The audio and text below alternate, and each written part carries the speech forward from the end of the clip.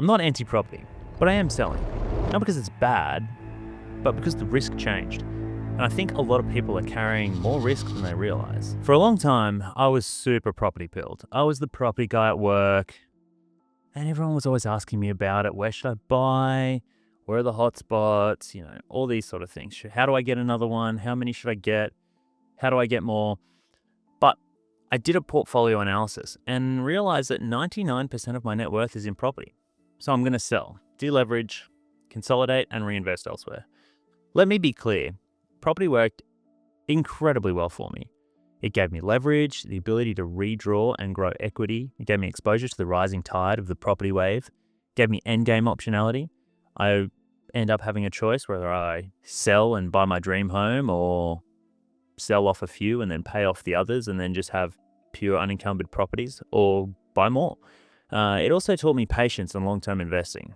And it gave me access to a limited amount of scale. For example, making $100,000 on one property is nice. Making that same money on 10 properties makes you a millionaire.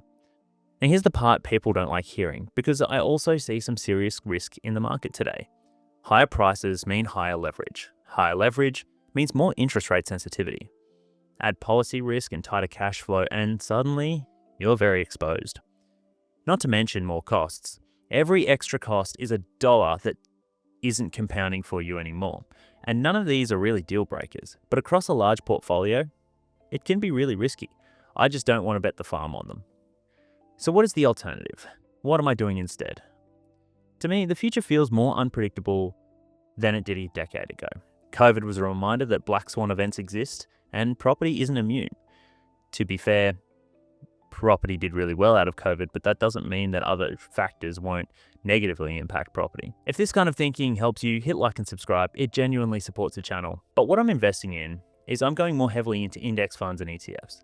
This is more management for risk and market exposure than returns chasing.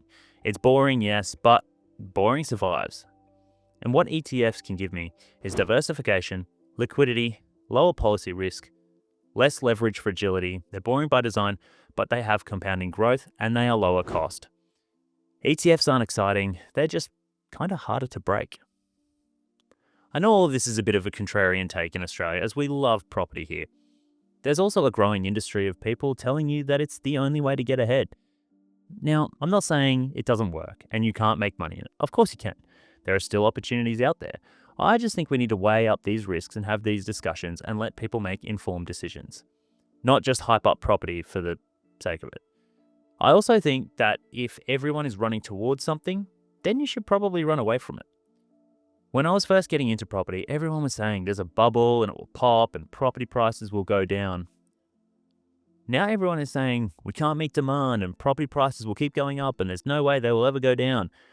I just can't help but be reminded to be fearful when everyone is greedy and greedy when everyone is fearful.